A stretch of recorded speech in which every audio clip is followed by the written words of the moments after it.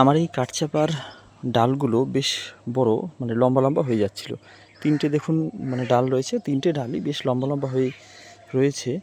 তো এই অক্টোবরের শুরুর দিকেই ভেবেছিলাম যে একটু কাটাই ছাঁটাই করে দিই, কিন্তু দেখুন কিছুদিন আগেই লক্ষ্য করেছি এই শীতের মধ্যেও দেখুন কুড়ি চলে আসছে। দেখুন এখানে দেখুন মানে একটি স্টিক দেখা যাচ্ছে।